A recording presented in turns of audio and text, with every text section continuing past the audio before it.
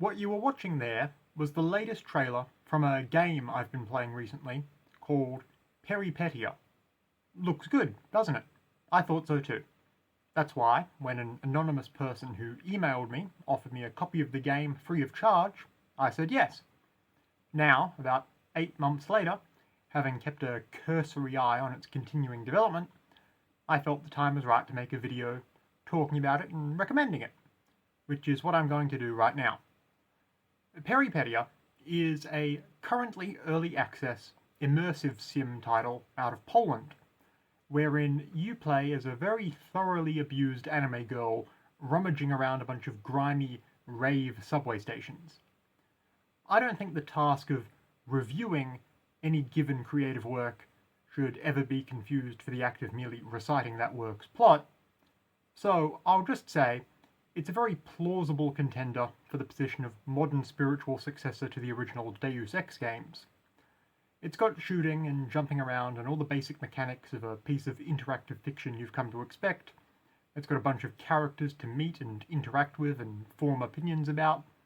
There's a story in there, although you'll probably just need to bumble around the game world a decent while until you figure out how to find it, which feels appropriate to what I'm pretty sure is your character's amnesiac backstory.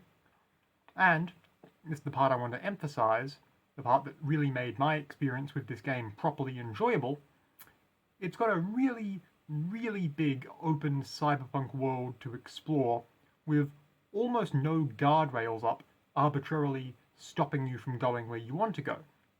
That's what impressed me the most about Peripeteia.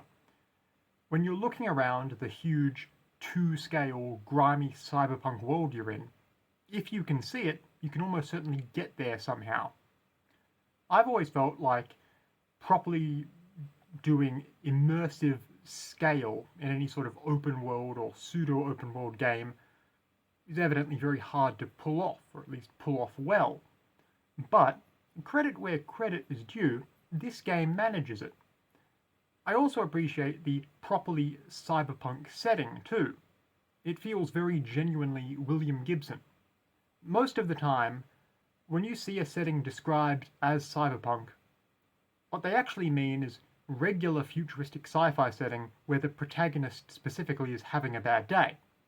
But no, here they got the assignment. So the atmosphere is good, helped in large part by the art design and direction. The music is largely industrial bleeps and bloops and computer groaning noises, so that's good if you're into that sort of thing. I'm admittedly not a huge fan of that in and of itself, but it works with the setting. I think it's a good, enjoyable game. I always love to see a success story come out of the indie creative scene in any medium, and I hope it becomes really big whenever they do get around to a final release, whenever that will be. I think it'd deserve to get big. I'd recommend it. Anyway, I'll leave a link to the Peripeteia Steam store page at the top of the description. Take a look at it yourself, and don't just take it from me. Figure out what you think.